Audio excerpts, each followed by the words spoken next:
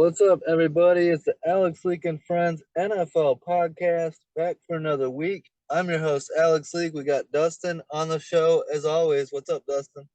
Hey man, thanks for having me. Absolutely. Week 6 recap coming up. Man, the season's flying by. I can't believe we're in week 6 already. Yeah, man. You think about that. Week 6 NFL, we're going on week 8 in college football. Yeah, You it's know, so crazy, but when you're in the heart of it, it goes so fast. But I'm loving every minute, every week of this action this year. Such good football. yeah, it sure is, man. So let's start it off with Thursday night. The 1-4 Commanders in Chicago to take on my 2-3 Bears. The Bears wearing their orange helmets for the first time in franchise history. First of all, what did you think of the orange helmets and the orange jerseys for the Bears? Oh man, I thought they were awesome. Uh Yeah. One of the best uniform combinations the NFL has seen so far this year, and that's just my opinion, but they were awesome. So, and I mentioned it last week how, the Cardinals wore the black helmets and got beat by the Eagles. And I said, look, the Bears are going to wear their nice, swaggy orange helmets and then get beat. And it's not going to be as fun. I mean, uh, it doesn't look as good when you lose. Yeah, I agree. So, Carson Wentz, a struggling Commanders team comes into Chicago. So, Bears Twitter, the Bears fans that I talked to expected, there's a pretty good chance they could win this game. I believe you did as well. But I picked the Commanders to win this because I didn't have any faith in my Bears. Commanders lead 3-0 at halftime and hang on to win 12-7 on a fourth and goal stop. What do you think of that final play? Justin Fields hits Darnell Mooney in the hands. It should have been a touchdown, but he bobbles it and doesn't gain possession until he's outside of the end zone. What do you think of that final play? Yeah, you have to make a catch like that. I mean, that's not on Justin Fields, by the way. That's on the receiver. He gave him a perfect ball right to his hands, and he just didn't step up and make a play. Is that an indictment on Darnell Mooney? There's been a lot of talk about Darnell Mooney being the Bears' best receiver. Is that just, an outlier, a mistake by Mooney? I mean, because you expect your number one receiver to make that type of play for you? Yeah, absolutely. I mean, I've seen games where Mooney was, fantastic. Like last year, some of the games he had was very good. So, you Yeah. know, I just think it was a mistake. Just like not thinking after you like try to catch the ball to like stay in bounds or any of that, or just trying to make a move before you catch the ball. That's what Yeah. causes balls being juggled and all that. Yeah, and he had a defender on him, so that could have been part of it, but you got to make that catch. And the thing that I've been saying about Mooney all offseason is that it seemed like the plan for the Bears was to just roll with Darnell Mooney as their number one wide receiver. And my thing all along has been Mooney's a excellent number two receiver. I don't know that he's the number one. And he plays a lot better when he's not matched up against the opponent's best corner. You know what I mean? Yeah, and I mean, that's what teams are gonna do, knowing that that's who the Bears want to put as their one. The other team's gonna put their best DB on them. Yeah. And but you can't put this loss on Mooney. Um, you know, this team's just bad. The Bears are bad. They're unable to score consistently in the red zone. Finish drives with touchdowns, turnovers on downs, mistakes, and bad situational play calling. It all contributes to this team underachieving. They fall to 2-4. Um, are you surprised with how bad the Bears have looked so far this year? Believe it or not, yes, because you know, I like Justin Fields, and I thought him being a playmaker would at least be able to help them win, 6, 7 games just by his abilities. But unfortunately, there is just more problems than what I've seen. There's the O line and just lack of weapons and all that kind of stuff is just causing a downfall for the Bears. Yeah, it's a lot to deal with. And on top of that, I mean, so you got a rookie GM and he's brought in to turn this team around, and it's somewhat of a rebuild year, but something we can keep an eye on is how does this draft class look? And one of the guys who I've had my worries about since we drafted him, I didn't like him coming out of college, Valus Jones, and he muffs a punt. Bears had a 7-6 lead with 8 minutes left in the fourth quarter, and Bears rookie third round pick Valus Jones muffs a punt that's recovered by the Commanders. A rookie mistake and really a game costing turnover. Yeah, yeah, that's what really caused the game was that, and you you can't make that kind of mistake in a game that's too close because you know you get the ball back there, you have the opportunity to go down, kick a field goal, or score, and run the clock down. By the time you did that, there'd be like 2 minutes left, and Carson, from experience, doesn't do very well with 2 minutes to go. Yeah, I think you would agree with this statement. The Bears should have beat the Commanders. I think the Bears are even slightly more talented or playing slightly better football than the Commanders, but to lose this game, especially at home and on national TV, it's such a bad look for any Bears fan. Yeah, and there's no doubt that the Bears should have won this game. I mean, to me, they outplayed the Commanders. It was just that, you know, that dumb turnover that really cost the Bears. Yeah, and then not catching the ball, simple little mistakes add up and result in losses. Some good news: Commanders rookie running back Brian Robinson Jr. scores his first NFL touchdown of his career. Leads the team with 60 yards rushing and a touchdown. Nice to see him back doing his thing after getting shot twice 2 months ago. Yeah, absolutely. And kudos to the fast recovery. And I'm glad that he was even able to even suit up again. Some people don't have that pleasure. Yep, absolutely. Your former quarterback, Commanders Carson Wentz, suffers a broken finger on his throwing hand, has surgery, and is expected to be out 4 to 6 weeks. The Commanders sitting at 2-4. That's a big blow to them. How big of a blow is it? Because maybe I know you like Taylor Henneke. Do you think he can possibly come in and play better football than Carson Wentz has so far, or more consistent? You took the words right out of my mouth. I was just gonna say I wouldn't say this is a bad thing Yeah, because to me, man, I like Taylor Henneke, and I think he can do a little bit more than what Carson can do. He doesn't turn the ball over as bad. He can move, so I think they're gonna win a couple games with Taylor. all right, and that'll be something to keep an eye on. We'll follow that as we go along, see how he does, see if he outplays Carson. Rookie Sam Howell will back him up. We'll see if he gets any time along the way as well. Um, Coming up next for the Commanders, it's going to be the 3-3 Packers who have lost two straight, going to DC to take on the 2-4 Commanders. Tough way to start for Taylor Henneke, and uh, this should be an opportunity for Green Bay to get a win, don't you think? I do, but they haven't been playing very well.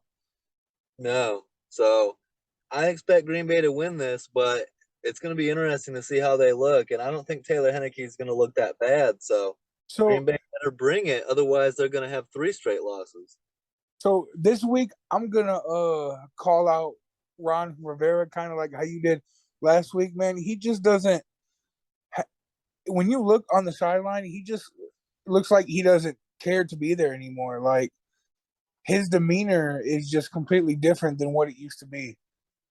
Yeah. And he like stormed off from the post game press conference. He's mad about all these questions about Carson Wentz that he brought on himself. That's why I criticized him last week because of that, saying throwing the quarterback under the bus and he tries to backtrack. Man, he deserves all this heat coming his way, don't you think? I agree, and I think he's going to be on the hot seat if Washington can't turn it around. Maybe this will be his last year there. Yeah, he's going to be a big Taylor Henneke fan as well because Carson doesn't seem to be getting it done.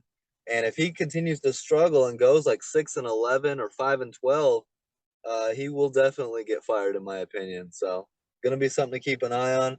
For the Bears, 2-4 Bears are going to play once again on national TV, Monday Night Football in Foxborough against the 3-3 Patriots. Mac Jones expected to be back and start that game. What do you think of that one? Yeah, I mean, I don't think that Bill Belichick was ever going to make the move anyway to put Zappy as a starter. But Yeah. one thing Bill Belichick learned is that if Mac Jones was to go down for a season-ending injury or something, that he'd be okay at quarterback. Yeah, Bailey Zappi's been playing very well. How do you see this game going on Monday night in Foxborough? Mac Jones back. I see the Patriots winning this one. Uh, I don't know if they're going to blow them out, but I think they do enough to get the win. And the Bears continue to shoot themselves in the foot with little mistakes that add up. Yeah, you know, I just think overall New England has way more talent than Chicago. Yep. The fact that it's in Foxborough. Yep. Now you're speaking my language, talking about the lack of talent the Bears have. Well, I mean, I'm not saying it's a lack of talent because I'm not going to do any team that way, but the gap between the Bears and New England is obviously a big gap. Would you say the Patriots are one of the most talented teams in football, though? No, 'Cause I wouldn't. I wouldn't either. Yeah, and when Dante Pettis is leading your team with 4 catches for 84 yards and a touchdown, you're setting yourself up for a long season. I'm not a Pettis fan, not an Equinemius fan, not a Valus Jones fan. Bears Well, are putting all their hope in N'Keal Harry. think about this stat here. So there's a quarterback who has more total yards than the Bears as a whole team. Who is that? Josh Allen? Yes. Yeah, I mean, Josh Allen's balling, first of all. He's killing it. He's probably, he's the MVP front runner. And the Bears are just bad, and people keep hiding behind this quote unquote rebuild, but you want to see more. And I'm going to hold Ryan Poles accountable for the lack of talent, and I'm going to hold Luke Getzey, the offensive play caller, accountable as well. Justin Fields has to be better too. He missed that wide open touchdown pass to the tight end, but Fields is doing as much as he can. There's going to be some mistakes along the way, but he's still making a lot of plays out there. Yeah. Let me say this, man. From some of the times that I've seen Fields play, bro, he can be great. I mean, he's electric. He's Yeah, athletic, has a big arm, man. He has a bomb. yeah. So We it's just not got to be patient. Yeah, we got to be patient, and we got to surround him with better offensive line protection and more playmakers on the outside. but that's the problem. Are they gonna do it? It doesn't seem like they're in a hurry to even do that. Not this year, no. Probably next year. And so hopefully Justin Fields can survive this season without major injury and without damaging his confidence along the way. Yep. Let's go Sunday, the 49ers at the Falcons. I mean, we all expected the Niners to go into Atlanta and get a win. They look like one of the best teams in the NFC. Looked like they were on pace to, win that division in the NFC West. But they go to Atlanta. They get down 14-0 in the first quarter. They rally to tie the game at 14, but then the Falcons pull away in the second half and win 28-14. How surprised were you to see the Falcons get this win over Kyle Shanahan and the Niners? Yeah. I was very surprised with the fact that the Niners to me are one of the best teams in the NFC. Yeah. And but you know what though, man? Marcus Mariota has been having a pretty decent season. Yeah, he kind of looks like Titans Mariota, back in the day when he wasn't that bad. as a starter. Yeah, and I mean, what Atlanta's what 3-3, right? Yeah. Yeah, that's not bad. I was expecting them to, win 3 games max. And I mean, looking at their schedule, they got a few games in them that they could still win and go above expectations. Yeah, credit to Marcus Mariota and credit to head coach Arthur Smith. I didn't know how good of a head coach he was going to be, but he seems to be doing a pretty good job in Atlanta. And you keep this team competitive with Marcus Mariota and the talent they have. Kudos to Arthur Smith for real. Yeah, yeah, he's doing a good job over there. Um, I mean Marcus Mariota, you talked about it. Throw 3 touchdowns, 2 passing, 1 rushing, throws 13 of 14 and no turnovers. I mean, as efficient as it gets right there. Yeah, for sure. Um, Kyle Pitts, 3 catches for 19 yards and a touchdown. Shocking stat right here, Dustin. Kyle Pitts so far has 2 career touchdowns in the NFL. I would have expected a lot more. I mean, we were really high on him coming out of the draft, and he just hasn't been the touchdown machine, at least, that we thought he was going to be. Yeah, I'm very surprised about that. And I mean, of course, we're going to be high on him, dude. What he did at Florida was fantastic. Yep. He was electric every time he touched the ball. But I don't know. I just think that, he's going to get better and he's going to continue to better his craft. And there's no need to worry. Yeah, I agree. I'm a big Kyle Pitts fan still to this day, and I just feel like it's a, he'll get it going. I'm not worried about that. Credit to the Falcons defense, really limiting the 49ers run game. Starting running back Jeff Wilson held to just 25 yards and 1 fumble lost, and that was a big part of the win. Also, 2 turnovers, 2 interceptions thrown by Jimmy G. Yeah, that usually don't happen. Jimmy G usually is not a turnover machine, so they'll get it together. And plus, this is the 49ers for you. They'll go on a 2 or 3 game losing streak, and then middle season, they'll explode going into the playoffs. Yeah, I'm not worried about this Niners team at all, and I'll show you that by talking about their upcoming game here next week. So first of all, the 3-3 Falcons are going to go to Cincy to take on the 3-3 Bengals. Any chance the Falcons can pull that upset? I'm leaning Cincinnati. I think the Bengals get the win. Yeah, I agree. And you're going to call me crazy, but the Bengals are getting better and they're starting to find an identity. So, They are. And with the Ravens slipping a little bit, maybe the Bengals can, keep themselves in position to repeat as division champs. yeah, for sure. They're just getting better. And, once you find an identity, you know what you're good at. Yeah, there's too much talent in Cincinnati for them to, be a bad team. So I expect them to get it going. And then big game, Super Bowl rematch on Sunday. The 4-2 Chiefs at the 3-3 49ers. I'm not worried about the Niners. I got them winning this game. Yeah. Ooh, Chiefs versus Niners, huh? Yep. Ooh, that's going to be a good one. But you know what? I think, Kansas City's coming off an emotional game. You know what? Give me 49ers. All right, I like it. And if that happens, we're talking about a 4-3 record for the Chiefs. So that's something to keep an eye on as well. In a very tough division. Yeah, and I mean, they started off what 4-3 last year too, right? Yeah, I something like that. 2-3, and then I think they got to 4-3, somewhere around there. But Yeah, let's not forget, I wasn't too loud about this earlier, but I'm going to remind people now. I did say something along the lines of the Chiefs might miss the playoffs this year, so and might not win that division. You know what I mean? yeah, but man, they have so much talent. Well, someone's got to miss the playoffs. I mean, everyone's got talent in that division. Yeah, but I mean, Denver and the Raiders really aren't showing it right now. But that's a different story for another day. Yeah, and we'll see if either of those teams can get it going at some point this season. Such a slow and bad start for both those teams. Let's go to Patriots at the Browns. This was an interesting game. You had a rookie quarterback, Bailey Zappi, making his second career start against Jacoby Brissett and the Browns.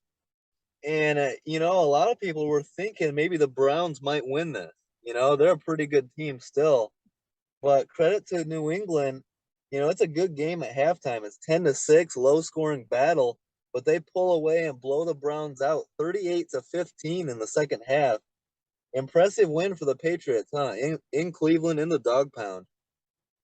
Yeah, big win. And man, Bailey Zappi, we can't talk enough about this kid, man. He came in and played pretty well.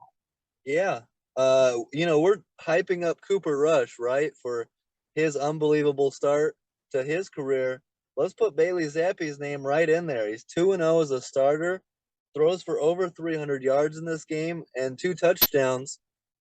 He's playing pretty well and giving the Patriots a chance to win.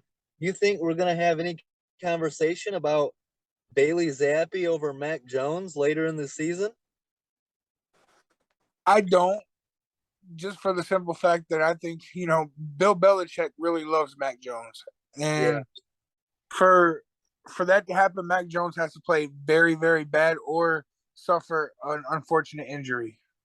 Well, Mac Jones would have to struggle, and it would come down to is the team winning or not. And if you remember, after his first start, those fans were chanting Zappy, Zappy in Foxborough. So if Mac Jones struggles or the team isn't putting up enough points on offense to win games, who knows? Maybe the crowd plays a role in that. Yeah, because isn't Zappy undefeated right now as a starter, 2-0? 2-0, yeah. Wow. So something to keep an eye on. I agree. I think Mac Jones. I expect Mac Jones to come in, be successful, and keep his job, keep the Patriots competitive. But we'll see. It's something to keep an eye on.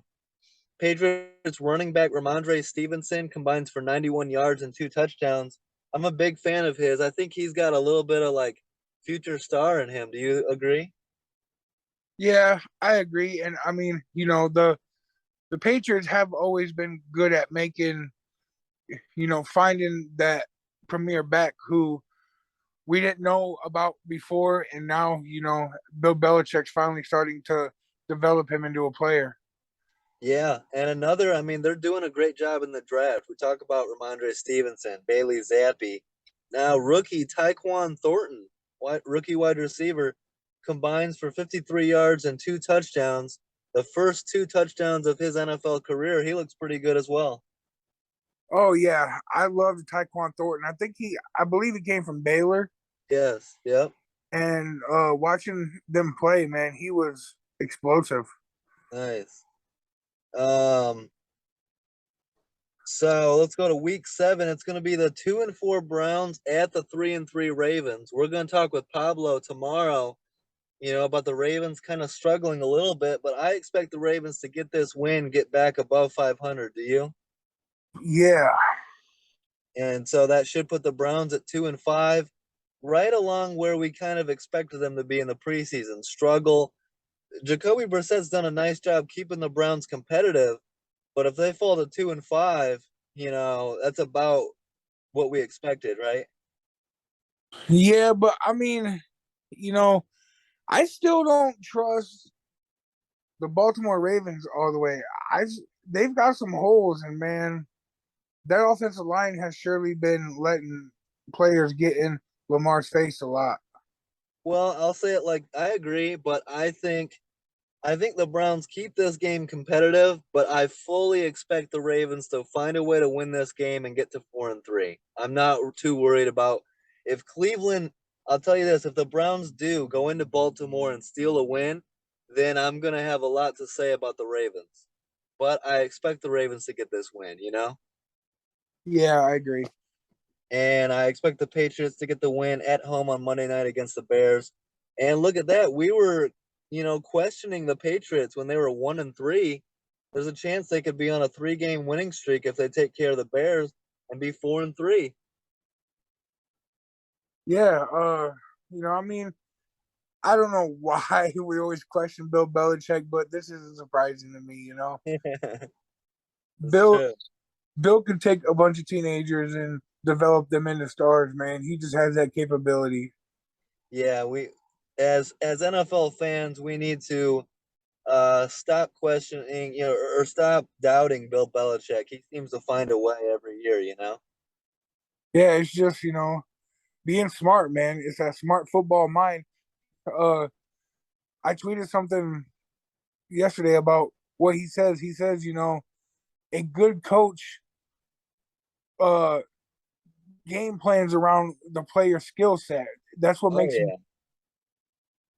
you know. 100%. That was my biggest complaint about Matt Nagy and a lot of these offensive coordinators in the NFL. It's like play to the skill set of the talent of the guys you got on the roster. Don't try to force the roster to play to the way you want to play. Play to the way Uh, they are best fit. yeah, absolutely. So here's a game: 3-2 Jets at the 3-2 Packers. Um, we both expected Green Bay at home in Lambeau. We chalked up that loss in Week 5 to where you're in London, and we're saying like I don't think the Giants go into Lambeau and get that win. So here we go, Jets coming to Lambeau. We expect the Packers to take care of business. Watching this game unfold, it's a slow, hard fought game. It's 3-3 at halftime. Just a struggle. And the Jets end up flying away with the win in the second half, taking a 27-10 win in Lambeau. The best win of young head coach Robert Saleh's career and of Zach Wilson's young career. I mean, impressive win for the Jets to go into Lambeau and win by 17 points, bro. Yeah, this may be a different Jets team, and I'm actually excited about this because did I not say back during the draft that I feel like the Jets draft had a pretty damn good draft and might not be the same team? Oh yeah, when you add Brees Hall and Sauce Gardner and who else did they add? But they've got young talent all over that roster. Man, and let Garrett Wilson, Yeah, let me tell you, dude, Sauce Gardner is going to be special. yeah, you know, he's already balling out. You saw it against Green Bay; he was clamping dudes. I don't think he has yet to give up a touchdown in the NFL. Yeah, and what he was known for that in Cincy, right?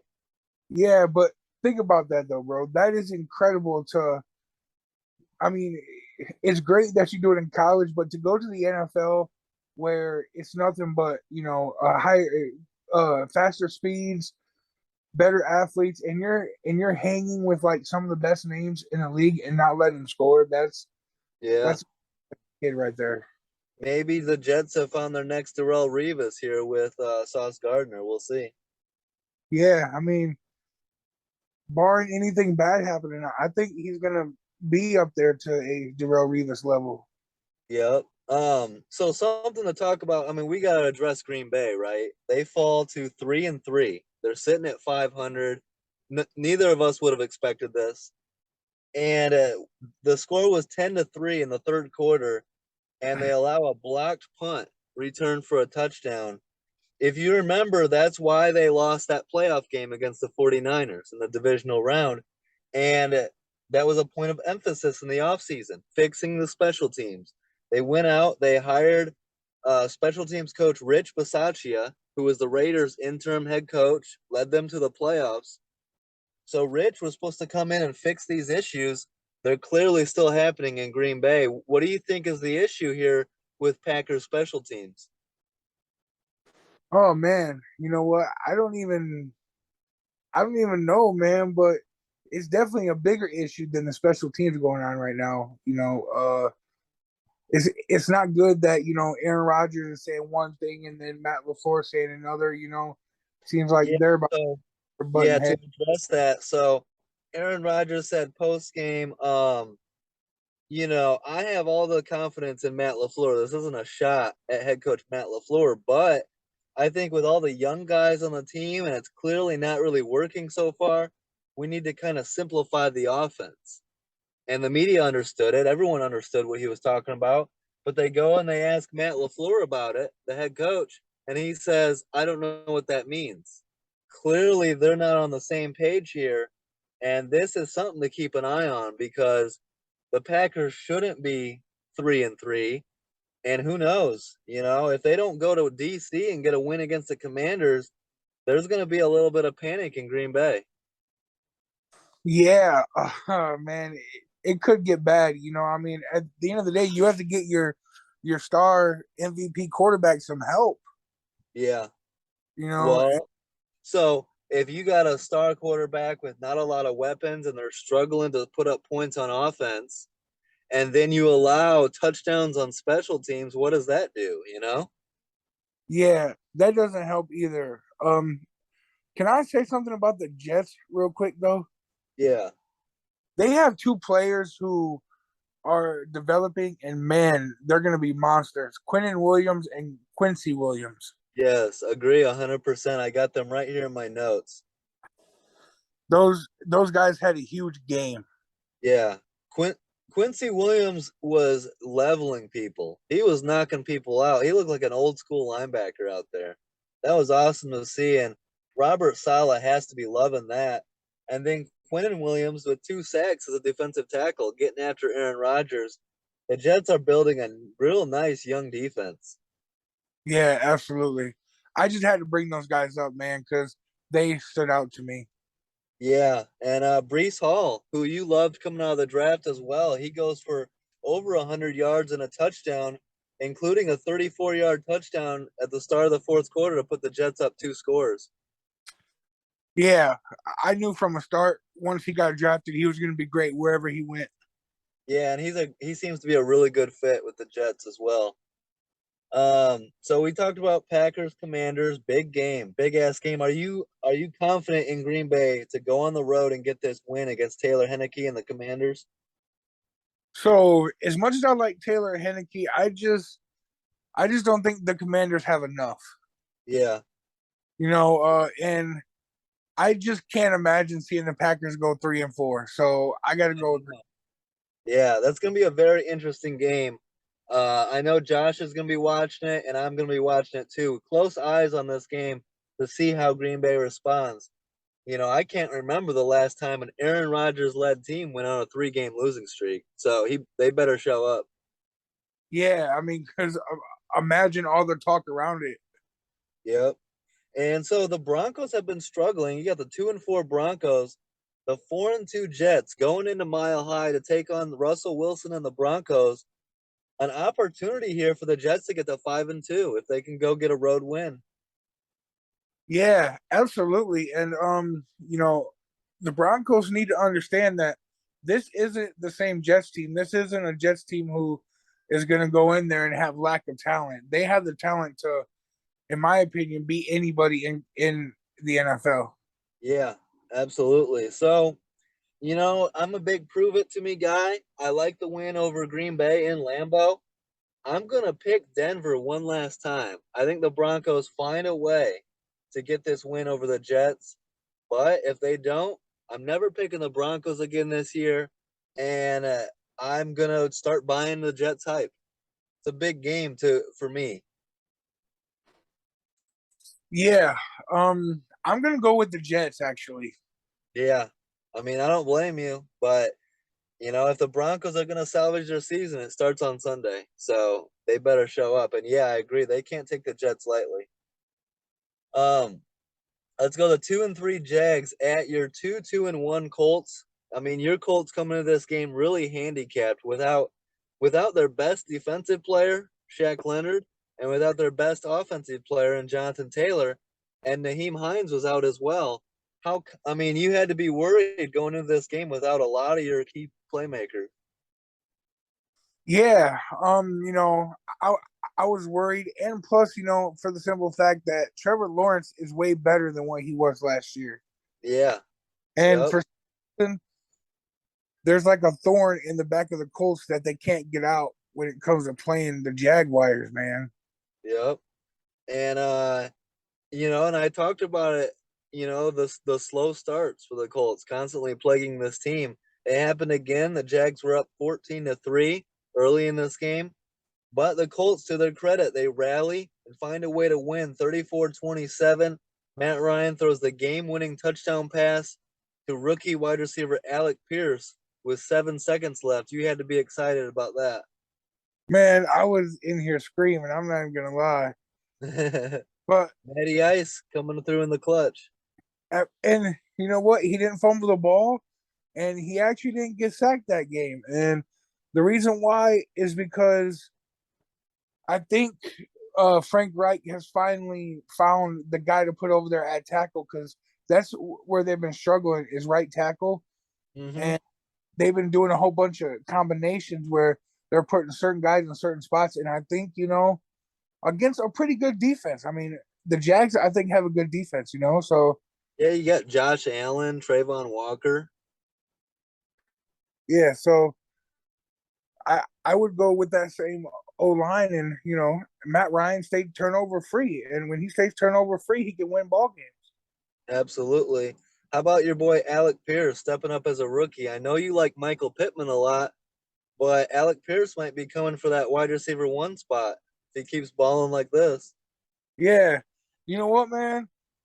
When he first got drafted, I was like, you know what? I seen him play against Notre Dame, and man, the kid had just had burners, But I was like, it's the NFL, it's a whole different type of ball game, and now he's just balling. Yeah. Not to Yep. mention, there's a certain other receiver who finally showed up and got the ball in his hands. Do you know who that is? Who's that? Paris Campbell. Yes, sir. He stepped up and played a big game too. Yeah, that's huge. You need those guys to step up. You drafted them high for a reason. So nice to see the young playmakers stepping up for Indy. Yeah, I mean Matt Ryan throws for nearly 400 yards, 3 touchdowns, no turnovers. Third string running back Deion Jackson really stepped in and helped out in place of Naheem Hines and Jonathan Taylor. He goes for 121 combined yards and a touchdown. Yeah, man. Did you see that touchdown run he had where he just ran his shoulder straight into the linebacker and he damn near came off of his feet. It was so beautiful. Yeah, it was impressive. And so to stay on, my Trevor Lawrence hype, I mean, to his credit, he had a clutch drive as well and clutch touchdown to put the Jags up one late in that game. If not for Matt Ryan showing up, we would be talking about how clutch Trevor Lawrence was. Yeah, and I mean Lawrence is still playing good, and the Jags to me are a good team. They're just not there yet. And it's around him because Trevor Lawrence 20 for 22 passing in this game. Jeez. Yeah, and how about your boy? I know you like Travis Etienne combining for 108 yards. If he can stay healthy, he's a big addition to that offense. Yeah, not only Travis Etienne, but James Robinson is finally starting to step up and come apart. They might have something back there with the double-headed monster at tailback. Yep. So your 3-2-1 Colts, massive game coming up on Sunday at the 3-2 Titans. If Tennessee wins, they'll sweep the Colts in the head to head, which you don't want. Win or loss is massive in this game. Either you guys take the division lead or the Titans go up 2 games. 1 game plus the tiebreaker with the sweep. You know what I mean? So how you feeling about this game in Tennessee? Do you think the Colts can get it done? Are they going to be healthy? Uh, actually, just today, Shaq Leonard returned to practice, All right, good. so that's a good sign. Jonathan Taylor, I believe, was practicing, and Nice. Naheem Hines cleared concussion protocol. It's just they wanted to keep him out this past Sunday just to be sure. Yeah, I mean that's a good strategy if you feel like you can rest these guys, get a win with them out, and then have them ready to go against the Titans. How are you feeling? Are you going to go into Tennessee and get a big win, or how do you think this game goes? Man, to me, this is a must win. Indy has to win this game Yeah, because if they if want they to, they need to win this if they're going to win the division. That's what I would say. this is for first place, I believe, right? Yes. Yeah, so this is first, so possession of first place. Oh man, this is a big ass game, man. Uh, I believe we could do it. And even if, Jonathan Taylor can't play because, I think he's still having a little bit of ankle issues. He's practicing, but it's a light practice. Deion Jackson, man, he's a good backup to have back there. Yep. And you guys got to limit getting Shaq Leonard back will be big because you guys need to limit Derrick Henry. He had a pretty productive game against you last time. Not only that, but I believe Quiddy Pay is also getting ready almost to come back. Nice.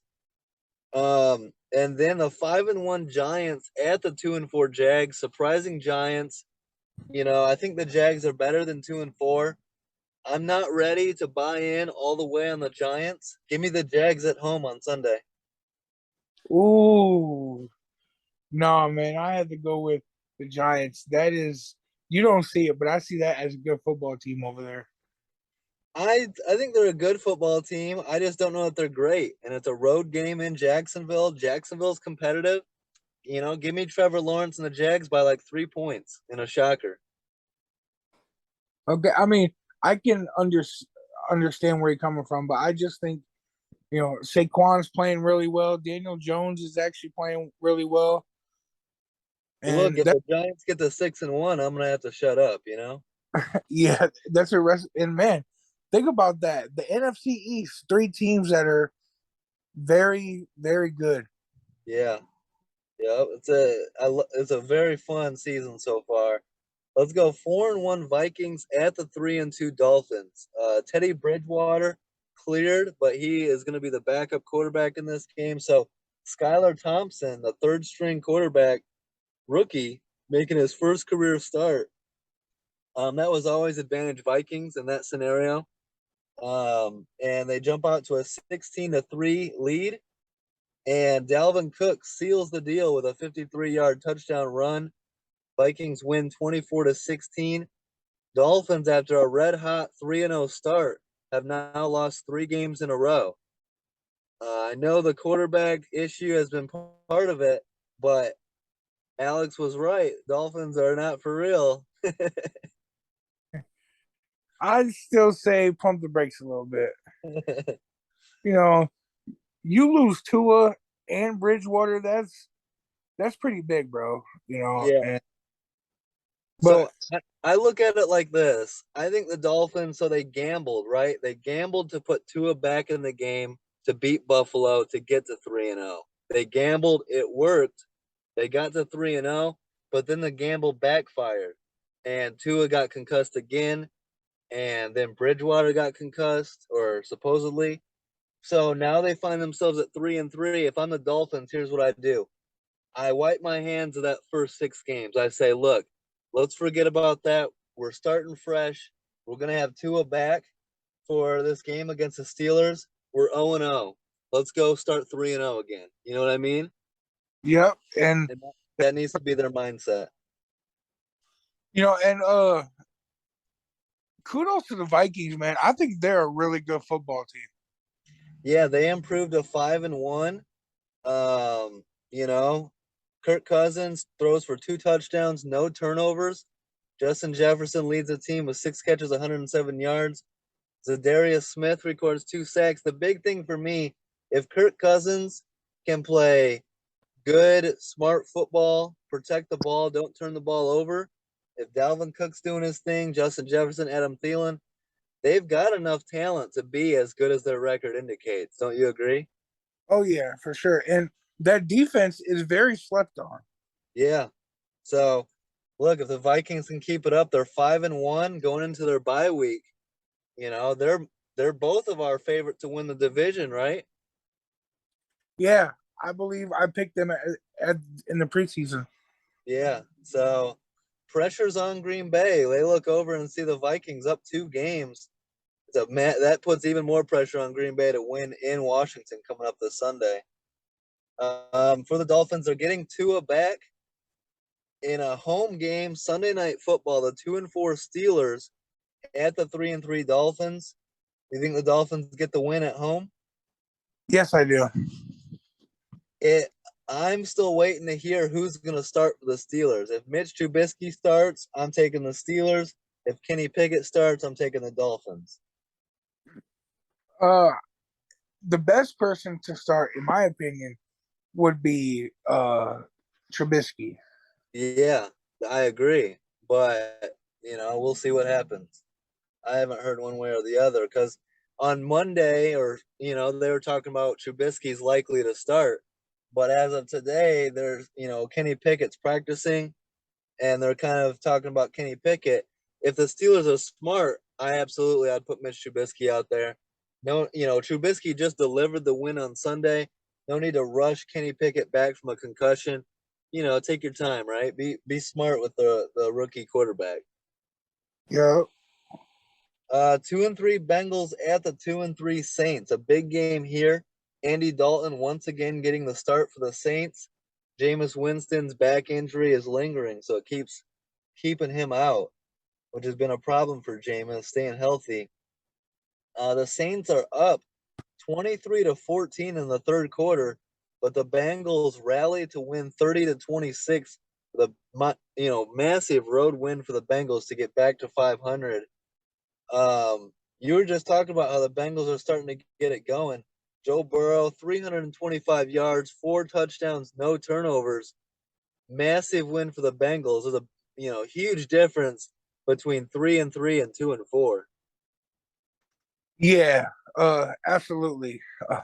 You go 2-4 in a division that's where the Ravens could get better. Yeah, You don't want to do that, but big win, especially going into that kind of environment against that defense. yep. Um, Andy Dalton's not getting it done, and Taysom Hill is 7-2 in his career as a starter. I mean, if the Saints are looking for a spark, I don't understand why they wouldn't put Taysom Hill in at quarterback. What do you think? Yeah, and that's the difference between the head coach now and Sean Payton not being there. Because if Payton was there, Taysom Hill would be the starter. Yeah, so it's interesting in New Orleans. We'll see if they can turn it around on Thursday night. Um, in this game, in the loss to the Bengals, they were without Michael Thomas, Chris Olave, and Jarvis Landry. Coming up on Thursday night against the Cardinals, they're going to be again without Michael Thomas and Jarvis Landry. Yeah, So, those are big injuries. yeah, I mean, the Saints are staring down the barrel of a 2-5 start. So we'll see. It's a big game because you don't want to be 2-5 with, and with expectations to make the playoffs. So we'll see what happens. I mean, in Arizona with Kyler Murray and the Cardinals are struggling as well. Do you think the Cardinals find a way to get a win? You know what, man? I'm not picking the Cardinals anymore because last year it made me look like a complete fool. Well, they are getting DeAndre Hopkins back. Yeah, but I mean, I think he's gonna be rusty after sitting out so many games. Yeah. Well, if this helps you any bit, I've been doubting the Cardinals too. I got the Cardinals winning this game. I don't trust the Saints at all. I think the Saints are going to be a bad team this year. All right, because Andy Dalton is starting, I believe I'm Yeah, gonna go with the Cardinals. yeah. Unless Kyler Murray throws 3 or 4 picks or 3 to 4 turnovers, I think the Cardinals get that win. Big game for both teams. They don't want to be 2-5, so 3-4 you'll feel a lot better. So that's going to be a fun game to watch on Thursday night. Falcons Bengals, like we talked about, since he should take care of business there. Um, 3-2 Ravens at the 4-1 Giants on Sunday. Ravens were up 20-10 early in the fourth quarter, going to script. We all expected the Ravens to go into MetLife, get a big win, continue, being one of the best teams in the AFC. But the Giants rally and get a 24-20 win. Game-winning strip sack by rookie defensive end Kayvon Thibodeau, his first career NFL sack. How about that coming out moment for Kayvon Thibodeau, single-handedly making the game-winning play for the Giants? Yeah, I'm happy for him, and that's what he was drafted there to do. He was brought in to be that type of playmaker on the edge. Yep. And Lamar Jackson is a great quarterback, but that could happen to any team. I mean, if you turn the ball over like that, you're going to lose games. And Lamar Jackson throws an interception to safety Julian Love. That's a former Notre Dame player, right? Yes, sir. And trust me, he's a good player. Yep. And then, Thibodeau with the strip sack on the final drive with Lamar trying to go win it. So Lamar's got to protect the ball. You can't turn the ball over like that and expect to win big games on the road. Yeah, and so what do you think? I know we're gonna discuss this tomorrow morning, but what do you think it is holding the Ravens back? They have the offensive talent, I believe, to only have one or two losses. Yeah. The NFL, you look around the league, how many games are separated by like 3 points? It's hard to win in the NFL. These games are so tight. Every game's coming down to the wire. I chalk this loss up to turnovers. Really, I think the Ravens should have won, and the turnovers played a big role in it. I expect them to play better on Sunday against the Browns and get a big win. I still believe in the Ravens a lot. I'm still picking the Ravens to win that division. Okay, yeah, I get it. I You, mean, yeah, turnovers are very bad, but I just feel like that old line hasn't really blocked for Lamar all season, though. yeah, they need to do better, and the defense needs to do better. Less penalties, some costly penalties as well. But I just think this is one of those games. If the Ravens won that game, we wouldn't be saying anything. And Yeah, so I expect them to bounce back on Sunday. And if they lose the Browns on Sunday, we'll have a serious conversation. But and I don't think they do. I mean, it's not all bad because if you look at the teams, there's other teams that are very talented that are also 3-3. The Bucks, the Yep. 40, the Bengals. There's at the end of the day, like you said, it's the NFL. Losses like that are gonna happen. Yeah, and it's better to have those early in the season than late. You know what I mean? Oh yeah, absolutely. And some good news for the Ravens: running back Kenyon Drake goes for a season high 119 yards and a touchdown. That would help too if the Ravens can get some running game going because that's when they were at their best with J.K. Dobbins and Gus Edwards, and I really haven't seen that. So maybe Kenyon Drake can step in and be that guy. Yeah, for sure. Um, so we'll see how they look in Week 7. Giants looking to go 6-1 at Jacksonville. They better not sleep on Trevor Lawrence and the Jags. They better not be feeling themselves too much. That's kind of why I'm picking Jacksonville because the Giants might be thinking they are better than they are. I don't think the Giants are a contender. Despite their great record, I don't think they're a contender in the NFC. So if they're feeling themselves too much, I do think the Jags can steal a win here and bring the Giants back down to reality.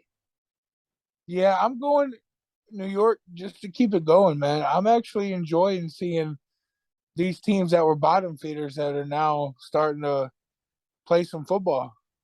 I'm just saying, Daniel Jones led Giants team is not a 13-4, 12-5 team. That's all I'm gonna say. So Well, I no, but I mean, they, 6-1 would be well on their way. they could win 10 games easily. If they win this Sunday 6-1, they got four more in them to go 10-7, and that to me in the NFC gets you in the playoffs. It should. I mean, it's a big game. I agree. Like people might not think, 5-1. What's the big difference between 6-1 and 5-2? I think it's a massive difference, especially in a very competitive division. You know what I mean? Yeah, for sure. So that's why this game's gonna be big, and I'm gonna stand by it. I got Jacksonville. I think Trevor Lawrence has a big game, so we'll see. It's gonna be an important game. Let's go Bucks at Steelers. Shocking upset here as the Steelers defeat the Bucks 20-18. Me and you had pretty much written off the Steelers, said it was going to be a really bad year when they were sitting at 1-4. Um, Rookie quarterback Kenny Pickett making his second career start gets knocked out of the game mid third quarter with a concussion. Mitch Trubisky replaces him. and really steps up. Played a really good second half for Trubisky. Um, 150 yards and a touchdown, big touchdown pass to Chase Claypool, put him up 8, and Trubisky converted multiple third and longs to really put this game away. Massive win for the Steelers, huh? Oh yeah, big win, big win. Do you think the Steelers should roll with after Trubisky helping deliver the win? You think they should stick with Trubisky for Week 7? Yeah, I mean, absolutely. Because when Pickett played, it was an ugly ball game. They got smoked, Yeah, and it's nothing against Kenny Pickett. He's just young. yeah. Be He, patient with him. Yeah, no need to force him into the action too soon. like I said, that was done because of a fan and media craze. He Mike Tomlin was just trying to please the fans. That's what I think happened. Did you see something about wide receiver Deontay Johnson and Mitch Trubisky getting into it in the locker room at halftime when Mitch Trubisky was benched? Yeah, I did see that. So I don't know what to think of all that. Mike Tomlin didn't address it. Um, but if Deontay Johnson's got something to say, then I got something to say too. How about you catch the damn ball? Deontay Johnson's had hella drops this year, and it's part of the reason the Steelers are struggling. So, Your you can, love for huh? your love for Trubisky is awesome. Well, I mean, catch the damn ball. I don't care who you are. Deontay John, if George Pickens was talking, then I'd be like, you know what, George Pickens is a baller. Deontay Johnson's been dropping a lot of shit, so I don't want to hear it from him of all people. You know what I mean? Yeah, yeah, I agree. And I mean, why would you argue when Pickett wasn't doing any better? Yeah, Pickett comes in and throws what 4 picks, so we'll see. Tough loss for Tampa Bay. They fall to 3-3. Um, I don't know what to think. Just a terrible loss. The Bucks need to get it going. But like I said, early in the year, it's better to struggle early in the year than late. And I think the Bucks, with the Saints struggling, with the Panthers struggling, the Falcons are really their only threat in that division. And I'm not worried about Atlanta. So if the Bucks can get their head out of their ass and start stacking some wins, I fully trust Tampa Bay to win that division. You know what? I agree, but Tampa Bay's not as scary. Well, so far, and they need to be fully healthy. They need Mike Evans. They need Julio Jones. They need to play better too. I expect them to. I think it's easy as a Super Bowl contender to trip up early in the season. You know, I trust Tom Brady the most when it becomes November, December football. Do you do you think it's a good thing that Brady's constantly in his offensive lineman's face? I mean, doesn't that bring the morale down? Brady doesn't give a fuck about morale. He's got one thing on his mind, and that's to win a championship. So he's gonna be hard on his teammates. He's got a high standard, and hopefully they get it together. I don't think it. I expect the Bucks to get it going late in the year. So I think they win on Sunday in Carolina against a bad Panthers Oh team. yeah. I think they get to 4-3. And am I worried about Tampa? No, I'm not. So, we'll see. Steelers at Dolphins Monday night. Steelers linebackers coach Brian Flores facing against his former team. Another reason why I've got the Steelers against the Dolphins in Miami. Oh man, I'm picking Miami.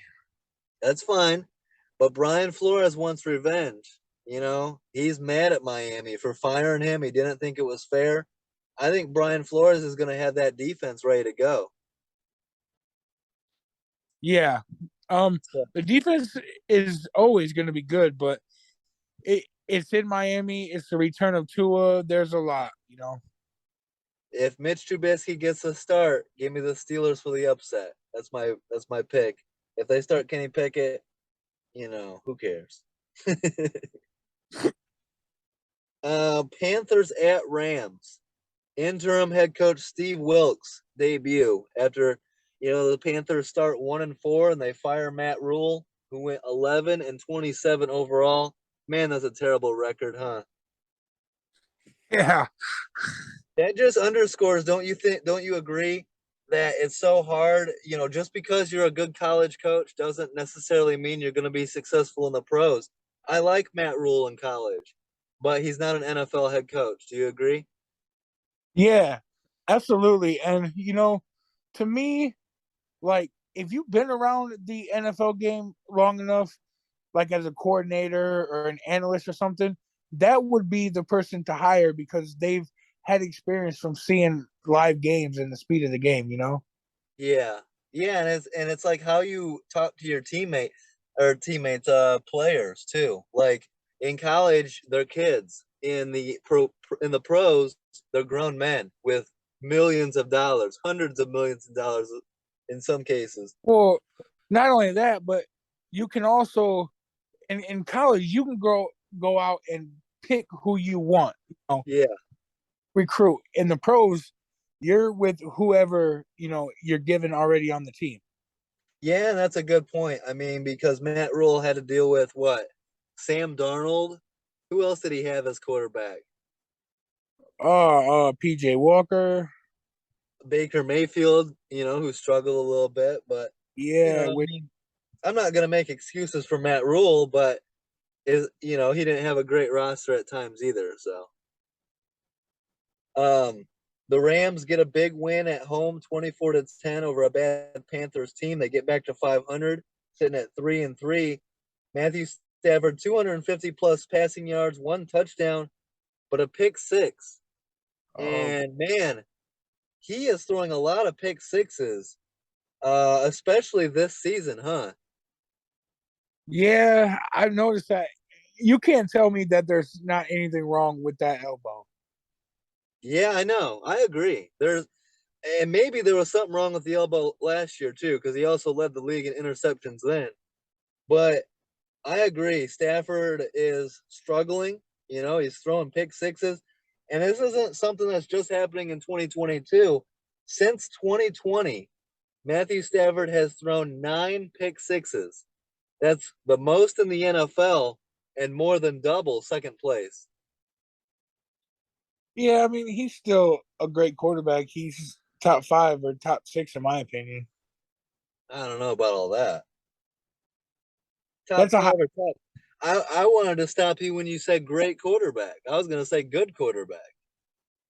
look. I mean he's a Super Bowl champion and a Hall of Famer. So So is Joe Flacco. He's a Super Bowl champion. So is Trent Dilfer. I I'm not. Look, Matthew Stafford is a good quarterback, but he's a little reckless with the ball at times. As indicated by these stats, the tied for the lead in interceptions last year, the most pick sixes, and I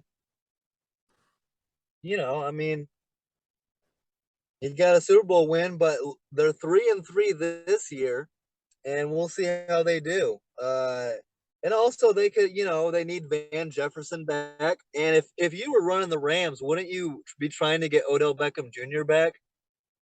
absolutely. Because Allen Robinson does not look the same. Allen Robinson's barely doing anything out there. Like right now, Matthew Stafford's number 2 option. I mean, he's got Tyler Higbee, but he's throwing a lot to Ben Skowronek. Who isn't bad? Ben Skowronek is wide receiver 4 on most rosters. I'm gonna take his back just because he's a Notre Dame product. Look, is he? I didn't know he was Notre Dame. You can have Ben Skowronek in Indy. I don't need Ben Skowronek. You put Ben Skowronek on the Bears, and he's just another guy. Like, But so, anyway, I what's up? can't argue with what you say about Matthew Stafford because stats don't lie, bro.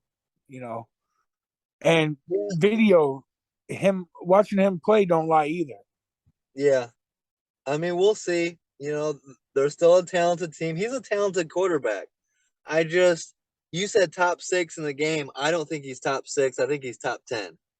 And the turnovers in today's game, turnovers matter now more than they ever have in the NFL. And if you're putting up 6 points, if you're giving 6 points to the defense, that's going to come back to bite you a lot. You know what I mean? Yep. So we'll see. He needs to get that cleaned up if the Rams are going to go deep, go on a deep playoff run again. Running back Cam Akers has been benched, and the Rams are looking to trade him. That's surprising, don't you think? I always like Cam Akers. I'm surprised that he's fallen out of favor in LA. Yeah, I So agree. if someone needs a running back, they should be able to get a pretty good one for pretty cheap. But you know what? This opens the door for who was I telling you about earlier? Uh, Daryl Henderson. Daryl Henderson, and then to back him up would be Kyron Williams. Kyron Williams. Yeah, I know that's your boy out of Notre Dame. See how he looks in the NFL with some opportunity, huh? Yeah, I'm excited for him. Yeah. Um, Panthers wide receiver Robbie Anderson has a dust up with interim head coach Steve Wilkes, an argument or whatever on the sideline. He gets tossed out of the game and quickly gets traded to the Arizona Cardinals for a fresh start. That's a pretty good pickup for Arizona, huh? You know what?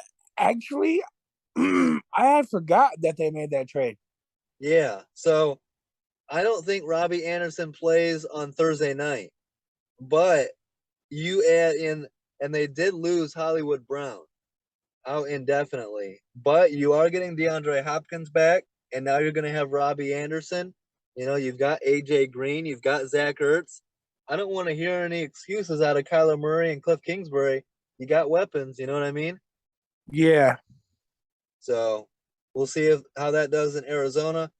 The Rams head into their bye at 3-3. Any worries from you with the LA Rams? I mean, the Seahawks are 3-3. The Niners are 3-3. The Cardinals are what, 2-4? Yep. How do you see that division shaking out?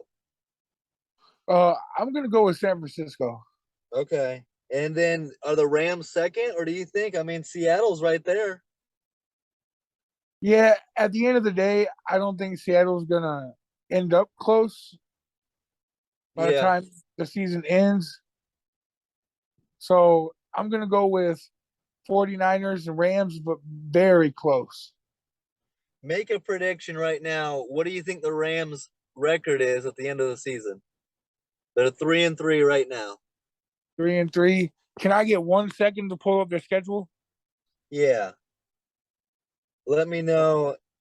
I mean, I'm gonna go. I mean, I think they could easily be not. I'll give them a benefit of doubt, 10-7, but I could easily see 9-8. But they're not going to be that much above 500. I agree. The 49ers win that division. I think San Francisco goes 11-6 or 10-7. The Rams are like a game behind them, 10-7, 9-8. Okay, so I'm gonna go with 10-7 because I see four more losses on there because they have to go to the Bucks. They have to go to Arrowhead. They have to go to Wow. Green Bay, and they have to go to LA Chargers. Yeah. All right. Oh Good well, it's not really going to LA Chargers, but but I mean, tough game. yeah, Cardinals at Seahawks, a big game. Both teams 2-3, division game. You know, in Seattle where the crowd's always a factor, and the Seahawks get the win, 19-9. They get back to 500. My guy Kenneth Walker III combines for 110 yards and a touchdown. Tight end Noah Fant leads the team with 6 catches for 45 yards. Do you agree, Kenneth Walker? Man, he's looking really good so far. yeah. I believe this was his first official game as a starter, right? Yes. Yeah. So to rush for 100 and something yards, that's pretty impressive. Yeah, he's a solid back. And bro, the story of the year so far, fifth round pick corner Tariq Woolen out of UTSA records his fourth interception of the season, his second fumble recovery of the season, and he now has 4 straight games with an interception.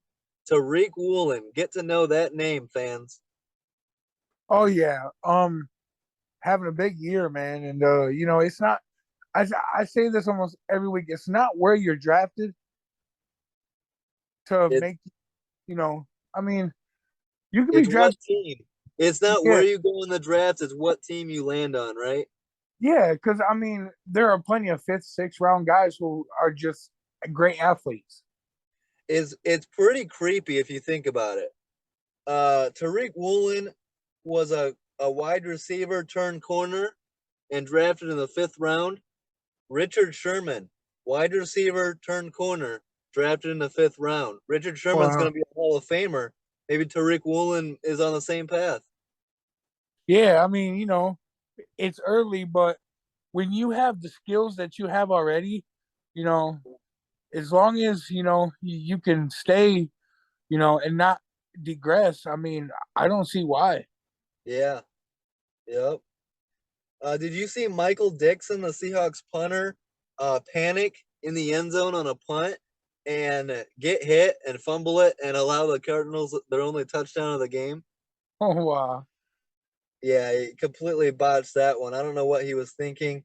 You can, you can mishandle a snap or get a free rusher and take a safety. That's fine. But get to allow to fumble and allow a touchdown, just a really bad play overall for the Seahawks punter. And bro, that's the type of stuff that are getting players or like kickers released and stuff nowadays, man. Yeah, he's got to be smarter than that. It looked like he panicked, and you can't do stuff like that. It allowed the Cardinals back into the game, but luckily it didn't cost the Seahawks a win. How you feeling about Kyler Murray? He goes for 300 plus yards, two turnovers, leads the team in rushing with 100 yards. But remember the talk in his in the offseason about his contract and how it said mandatory 4 hours a week studying. When you watch Kyler Murray play, do you feel like he's not totally with it? He's not totally understanding the game plan and understanding everything. I mean, a lot of mistakes from Kyler Murray. He's doing his best, but did you expect more out of Kyler Murray? Yeah. So about that, one, he's a very talented quarterback. There's no doubt about that. Yeah, agree. Uh, two is it doesn't help that he has Cliff Kingsbury. I don't think that helps it out very well. Absolutely. And another thing is Kyler Murray is just so inconsistent. Yeah. You can't be inconsistent when you're in that division and trying to win every game. He has to step it up more. And yes, he does have trouble reading defenses, and you can tell by when he throws the ball, man. Like he just keeps his eye on one receiver when you're not supposed to do that. Yeah, and he drops his eyes off of the receivers and he's looking at the pass rush, trying to make those Patrick Mahomes run all around the field and then throw it, like it's backyard football. But yeah, but there is no doubt he's a damn talented quarterback though. Yeah, and so we'll see if getting DeAndre Hopkins back after a 6 game PED suspension will help him out, and then trading for Robbie Anderson. So Robbie Anderson was wide receiver one in Carolina, so that's a hell of a 1-2 punch you're getting. Um, Yeah, and Robbie makes up for the loss of or wait, Hollywood, yep, Hollywood Brown suffers a fractured foot, out indefinitely. Some are saying he might be able to return in 6 weeks, but ooh, out indefinitely with a fractured foot doesn't sound good. yeah, a fractured foot's being kind of risky trying to bring somebody back. Yeah. So big game for the Cardinals at home against the Saints on Thursday night. Do you trust Kyler and D Hop enough to go get that win, get to 3-4? I do, yes. And then Seahawks, 3-3 Seahawks at the 4-2 Chargers. On paper, that's a Chargers win. Who knows though? Seattle's playing a lot better than I thought. Seattle's very competitive in a lot of these games. Yeah, but Credit at the to end of the Geno day, Smith. Credit to Kenneth Walker. They have DK Metcalf, Tariq Woolen. So we'll see how they match up against the Chargers.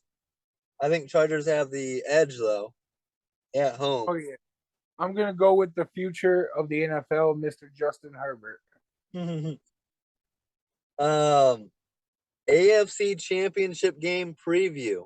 The 4-1 Bills in Arrowhead to take on the 4-1 Chiefs. You picked the Bills to win this, right? Yes. And they go into Arrowhead and stun the Chiefs 24-20. Huge win if you think about the playoffs. That head to head can really play a major role in where a potential AFC Championship game, if it is Bills Chiefs, is played. I mean, because the Chiefs have had the Bills and Josh Allen's number, but every game's been in Arrowhead. If they play in Buffalo in January, if it's snowing, advantage Josh Allen and the Bills, right? Yep. And how impressed were you for the Bills to go into Arrowhead and get a big win? Yeah. I was impressed, man, and the year that Josh Allen is having, man, he's gonna be record breaking, I believe. So it was an interesting game because, man, the Bills did a lot to hurt themselves. Two turnovers on downs, uh, a fumble in the red zone on the first possession. That's three turnovers. And usually, if you make mistakes like that in Arrowhead against Patrick Mahomes and Andy Reid, you're not winning.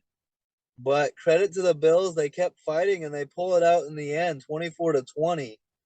How surprised were you? I mean, I didn't like the Bills' turnovers on downs and missed opportunities, but they still find a way to win. Is that how good the Bills are, or is that more of like, man, the Chiefs are a little more vulnerable now than they used to be? I think. What do you think? I think Yeah, that they're just a damn good football team from top to bottom. I mean, receivers, quarterback, their defense is exceptional. You know, Von Miller was a hell of an ad this offseason. He's playing really well.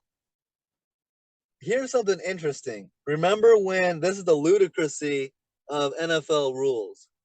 Remember when Chris Jones got that penalty for strip sacking Derek Carr, and they called a body weight penalty? yes, So you can sack a quarterback, and if you land on him with body weight, that's a penalty. Yet in this game, Chris Jones intentionally trips Josh Allen, sticks his leg out, and trips him for a sack, and that was not a penalty. What the yeah, hell? What are we talking about, NFL Rules Committee? Like, are you kidding me? yeah. I seen that, man, and I I thought the same thing. I'm like, that's clearly a blatant penalty. I mean, last I knew, you can't trip nobody in the game. These refs and these rules, I mean, I don't know. The NFL needs to clear some of this up as soon as possible. Don't you agree? I do agree, and I hope it's before the playoffs, man, because I don't want to see a playoff where it's just bad. Yeah, you don't want to see a Super Bowl changing phantom holding call again, do No, wait, you? I'm not gonna agree to that. I'm never, for the rest of my life, I'm never gonna let that one go. I'm sorry. You're gonna hear me reference that fucking holding call for the rest of my life. Um, Patrick Mahomes combines for 350 yards, two touchdowns, and the game-losing interception. Did you see that interception he threw to Teron Johnson? Yes, I did. What did you think? I mean, do you agree with me? Patrick Mahomes is kind of doing a little bit of this. Did he not throw the game losing interception against the Bengals in the AFC Championship game? He needs to do something about some of these turnovers. Do you agree? Absolutely, and I mean, it's more Patrick Mahomes coming down to earth. It's he'll make big plays, and then he'll make plays that would make you scratch your head, and at the same time, he may not have that clutch gene because when it came down twice to winning important games, you threw interception to lose it. Well, it just depends. I don't know. it's about consistency, I think, because he was clutch as hell in that Bills playoff game, remember? Yep. And again in this game, he had 12 seconds to go get points before the halftime and did it. So he's capable of being the most clutch guy on earth.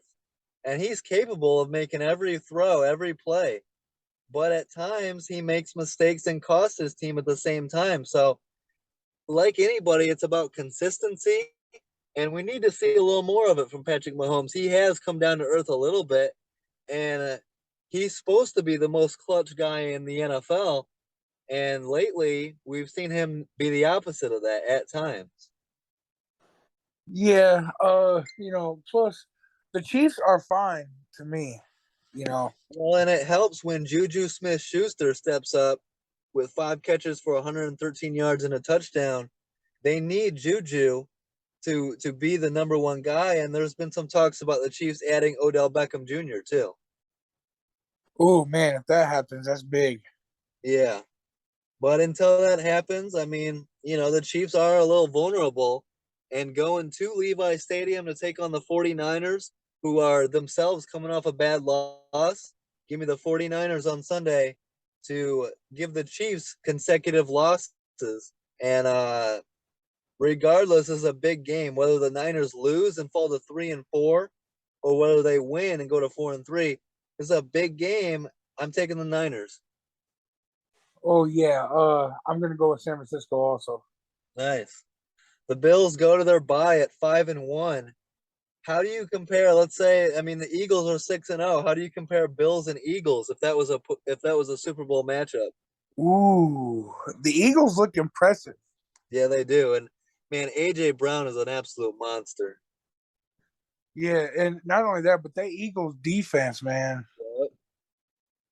But you They're a know what? complete team. At the end of the day, I'm going with Josh Allen just because I think he's. This is the year he's got to do it, man. He's got all the talent on his side. He's having a big year. I would go with the Bills. All right. It's pretty interesting that the Bills and Eagles have the same bye week. So Sunday night football, big ass game of the weekend, really. The 4-1 Eagles or the 4-1 Cowboys at the 5-0 Eagles. Um, Backup quarterback Cooper Rush makes his fifth start of the season.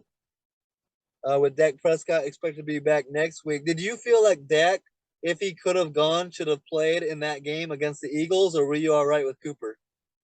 I was all right with Cooper Rush. I mean, uh, He had been so great up until that point. yeah, and even then, he almost brought him back. Yeah, I mean the Eagles jump out to a 20-0 first half lead. It looked like they were going to run away with it, but the Cowboys rally to get within 3 points at 20-17. In the end, the Eagles hang on to win 26-17 and improve to 6-0. Um, what did you think? Mike McCarthy decides to go for it on 4th and inches early in the game from his own 35-yard line. It backfires, and the Eagles go score some more points. Man, these guys got to be. These head coaches are making reckless decisions, going for it on their side of the field. Yeah, well, first of all, I believe he tried to pass the ball on 4th and inches. He did. Okay, you have Ezekiel Elliott back there, bro. Feed Zeke, and you have a first down there. Okay, that's 4th and inches. Yeah, To it's me, 4th and inches, quarterback sneak. I mean, come on, don't outsmart yourself. yeah, and that's what's getting me is I've seen these last couple of weeks of these coaches, man. It's 4th and 1 and 4th and inches, and they're calling pass plays. Yeah, I don't like it at all. And they're like in shotgun. Do you not have faith in your offensive line? I mean, you have to get 1 yard, or when it's 4th and inches, the nose of the football. That's it. Yep. It's just like, And come on. so, well, I mean, most importantly, punt the ball. You're on your own 35-yard line. You know what I mean? Yeah, but I mean, on 4th and inches, I'm going for it myself. But From your own 35, it's 4th and inches, bro.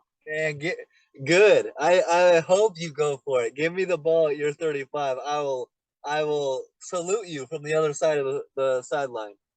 If we was playing Madden, I'm going for it. I'm for fourth and inches. Just let you know. All right. I love taking over at the opponent's 35. Do it every time, Dustin. um, so yeah, I mean, in my opinion, it's decisions like that for Mike McCarthy that put you in a bigger hole. You were down 14-0, and then you turn the ball over on downs at your own 35, and now you're down 17-0. Now you're down 3 scores. Don't self-inflict. Don't do things to hurt your own team, Mike McCarthy. And this is why I think this is gonna be his last year as head coach of the Cowboys. Um, you can't make decisions like that. But the Eagles are the better team. You know, they get the job done despite the Cowboys' comeback attempt. Cooper Rush comes back down to earth throwing 3 interceptions. That's what he was known for, is not turning the ball over so far this season. The Eagles defense forces them into 3 picks, and that played a major role in the outcome of the game. What do you think of that? Yeah, he did some stuff that is out of character, throwing turnovers. But man, how about let's talk about those Eagles defensive backs, man. Those guys Yeah. are Yeah, I mean, James Bradbury, Darius Slay, and then CJ Gardner Johnson with 2 picks in this game. They got some ball hawks out there. yeah, man. Whoever has a throw on those guys, good luck. Yeah. How about Darius Slay, man? He just keeps being productive in this league forever. He's a great corner. Yeah, for sure. And I mean, it kind of he was good in Chicago, but he's great right now in Philly. You mean Detroit? Right? Yeah. Oh my goodness. So now I'm he's not. glad I'm glad the Lions decided to move on from Darius Slay. That was the smartest decision they ever made. Yeah, for sure. Glad they And then moved on from Ndamukong Suh. Glad they got rid of Matthew Stafford. Glad they pissed off Calvin Johnson. Keep it up, Lions. anyway, he's kind of went there and rejuvenated his career because he went from good to playing great right now, dude. He's putting the clamps on people. Absolutely. I 100% agree. Keep balling, Darius Slay. We're loving it. Um, week 7, it's going to be the 1-4 Lions at the 4-2 Cowboys in Jerry World with Dak Prescott expected to be back. Any chance the Lions pull a win? Are you ready for this one? Yeah, I am. Lions going to Dallas and upset the Cowboys. Well, I mean, maybe Dak Prescott is rusty, right? Maybe, he doesn't put enough points up on the board. That doesn't worry me at all. The Cowboys defense will probably outscore the Cowboys offense. Jared Goff's going to throw a pick six. Cowboys win this one easily. Easily, bro. The Lions are still ranked in the top 10 in total offense, right? I got the Cowboys by 20 plus. Shoot.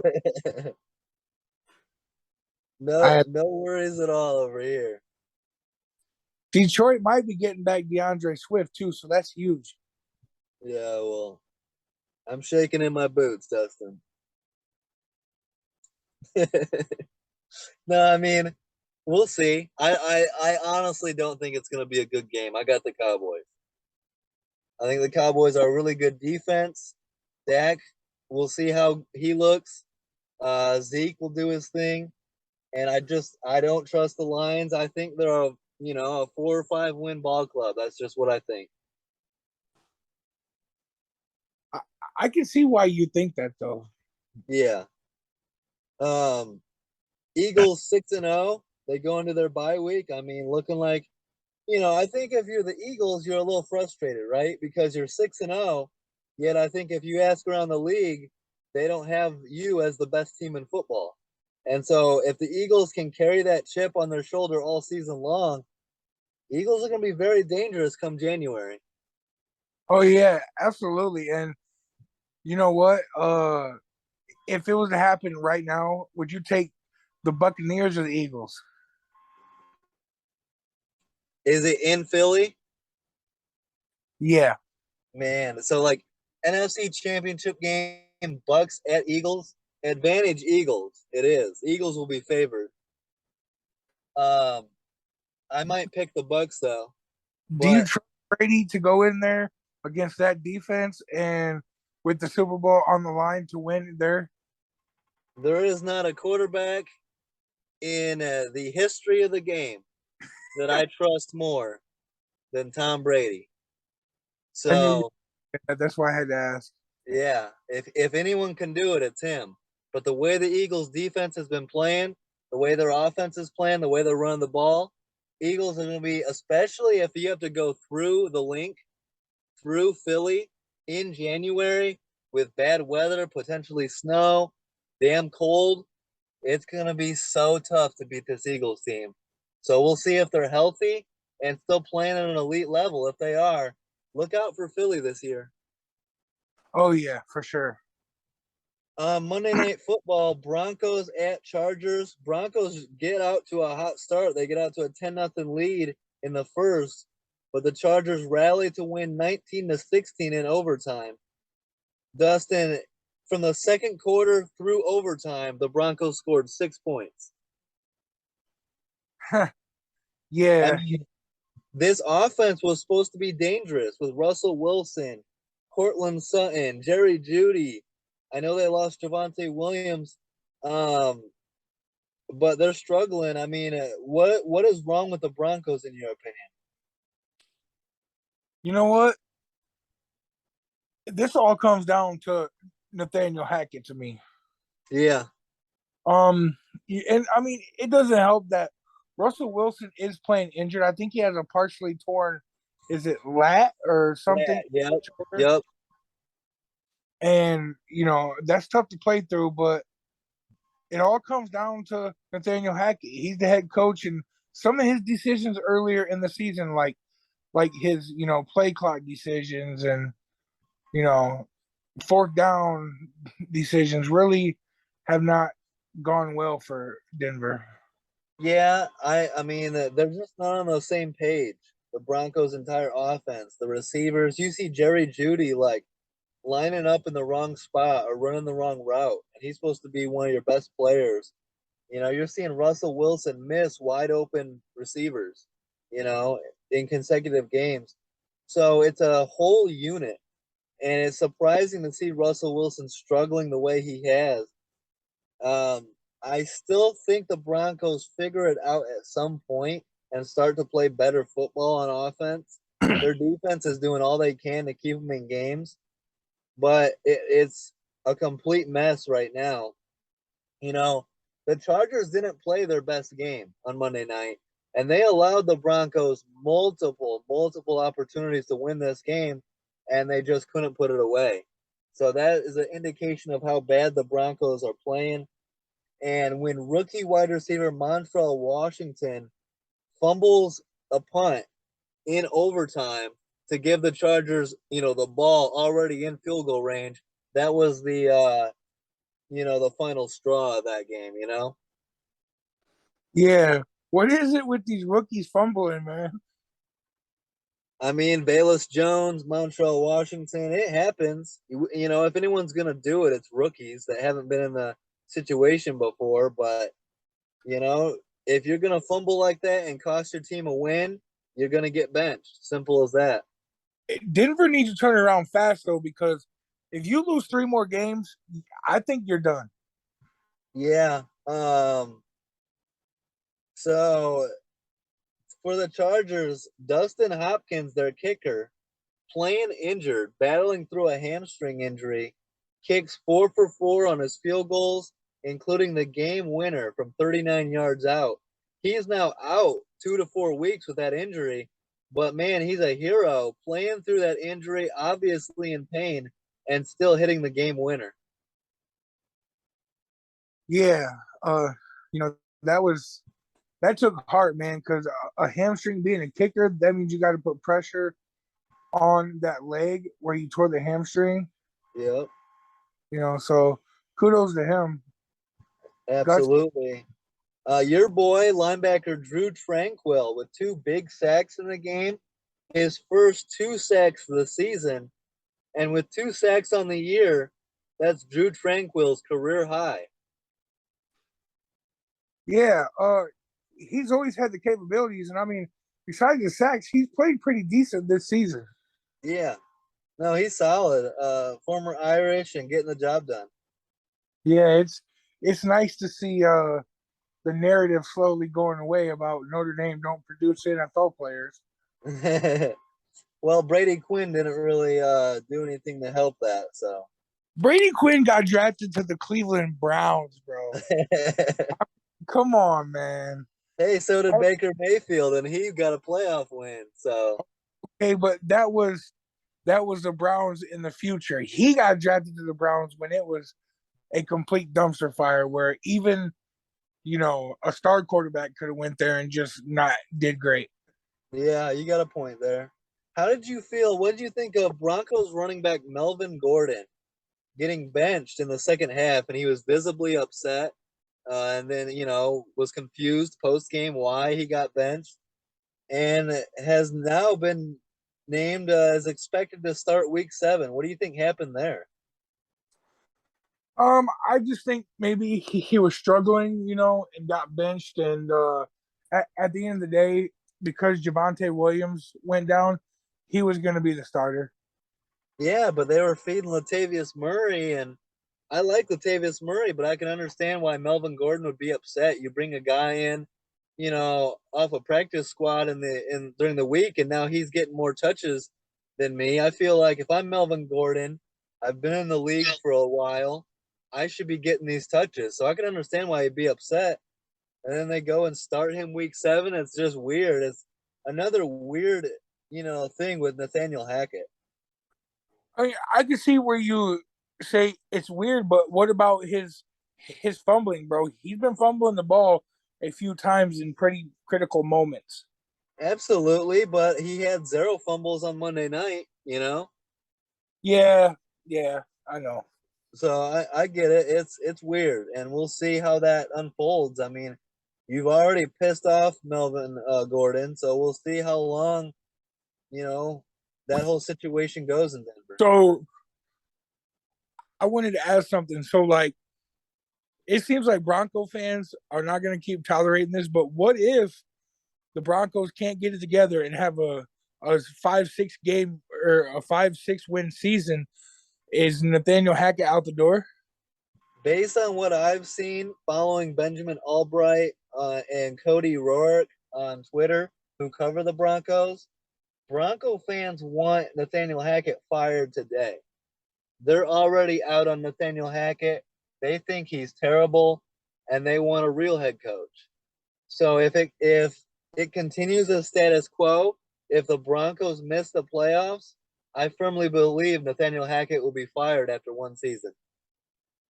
Wow. So maybe they just hired the wrong guy, and it's definitely off to a terrible start. A big opportunity for the Broncos at home against the 4-2 Jets. If Nathaniel Hackett wants to shut up all that noise, if Russell Wilson wants to shut up all the doubters, find a way. It doesn't have to be pretty because you're going up against a good Jets team. Find a way to get a big win at home and quiet the noise for a week. You know what I mean? Yep, I agree. That's facts. So, Chargers 4-2. I mean, they're right there with the Chiefs for first place. We'll see who wins between the Niners and the Chiefs. Maybe the Chargers can take over first place after week 7. Yeah. I think again it's going to be the Niners, so I think maybe Chargers have the opportunity to take over first place. Yep. And I as a Bears fan, seeing Khalil Mack with 6 sacks on the season, balling in LA, and Robert Quinn doing absolutely nothing now on the trade block in Chicago. I can't help but say King Poles does it again. Maybe we should have traded Robert Quinn when his trade value was at its absolute peak, and maybe held on to Khalil Mack when his trade value was at its absolute lowest, and seen if he can get us 6 sacks at this point in So, the season. But what do so I know? I'm just a fan. I just got one question. So I've been seeing on Twitter. Well, there's a lot of talk about Roquan Smith possibly being traded, bro. Yeah. Uh, if the Bears trade Roquan Smith, I'm gonna wash my hands of that situation right then and there. I was just wondering if it was true or just a rumor or not. It's just a rumor, and I don't expect it to happen. If it were me, I would pay Roquan Smith. I'd make him the highest paid linebacker in the NFL, and I would be happy that I have one of the best linebackers in the game on my team for the long haul. We'll see what happens, but he should have been paid in the off season. They couldn't come to an agreement. Why? I don't know. It should be a pretty easy deal to get done. And here we are. But Roquan Smith is doing his thing. There's some Bears fans that are nitpicking his game every week, trying to justify not paying him what he's earned, what he's worth. But he's a baller, and he might have a bad game here or there, but he's been one of our most consistent players on a bad Bears roster. Roquan Smith is the best player on the team. So why you'd want to get rid of that, I have no idea. Yeah, I agree. There's also talk about trading David Montgomery.